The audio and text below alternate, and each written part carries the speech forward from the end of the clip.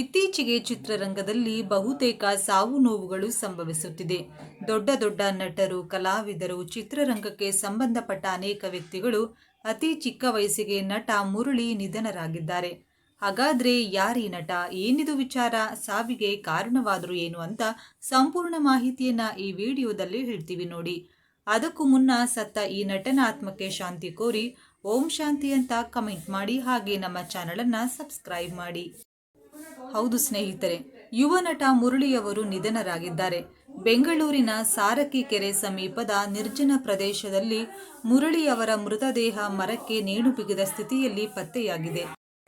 ಸ್ಥಳೀಯರು ಮೃತದೇಹವನ್ನ ಕಂಡ ಕೂಡಲೇ ಪೊಲೀಸರಿಗೆ ಮಾಹಿತಿಯನ್ನ ನೀಡಿದ್ದಾರೆ. ಮಾಹಿತಿ ತಿಳಿದು ಸ್ಥಳಕ್ಕೆ ಆಗಮಿಸಿದ ಜೆಪಿ ನಗರ ಠಾಣೆಯ ಪೊಲೀಸರು ಮೃತದೇಹವನ್ನ ವಶಕ್ಕೆ ಪಡೆದು ಮರಣೋತ್ತರ ಪರೀಕ್ಷೆಗಾಗಿ ಆಸ್ಪತ್ರೆಗೆ ರವಾನಿಸಿದ್ದಾರೆ. ಕಲೆಯನ್ನೇ ಉಸಿರಾಗಿಸಿಕೊಂಡಿದ್ದ ಮುರಳಿಯವರು ಕಳೆದ ಹಲವು ವರ್ಷಗಳಿಂದ ಕನ್ನಡ ರಂಗಭೂಮಿಯಲ್ಲಿ ಸಕ್ರಿಯರಾಗಿದ್ದರು.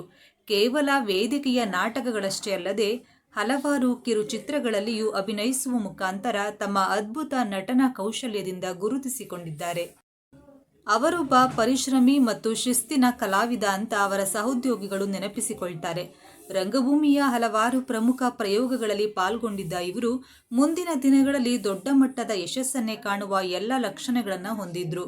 ಯುವ ನಟ ಮುರಳಿಯವರ ಈ ಹಠಾತ್ ನಿಧನ ಕಲಾ ಸಮುದಾಯಕ್ಕೆ ಆಘಾತವನ್ನೇ ನೀಡಿದೆ. ರಾಷ್ಟ್ರ ಪ್ರಶಸ್ತಿ ವಿಜೇತ ನಿರ್ದೇಶಕ ಮನ್ಸೂರಿ ಅವರು ಮುರಳಿಯವರ ಸಾವಿಗೆ ತೀವ್ರ ದುಃಖ ವ್ಯಕ್ತಪಡಿಸಿದ್ದಾರೆ.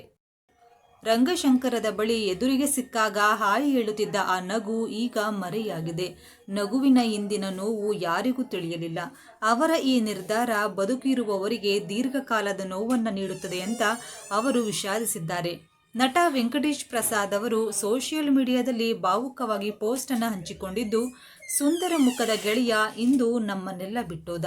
ತನ್ನ ನೋವನ್ನ ನಮ್ಮ ಬಳಿ ಒಂದೇ ಒಂದು ನಿಮಿಷ ಹಂಚಿಕೊಂಡಿದ್ರು ಏನಾದರೂ ಪರಿಹಾರ ಹುಡುಕ್ಬೋದಿತ್ತು. ಅವನ ನೋವನ್ನ ಅರ್ಥ ಮಾಡಿಕೊಳ್ಳದ ನಮಗೂ ಈ ಪಾಪ ಪ್ರಜ್ಞೆ ಕಾಡದೆ ಬಿಡದು ಅಂತ ಕಂಬನಿಯನ್ನ ಮಿಡಿದಿದ್ದಾರೆ.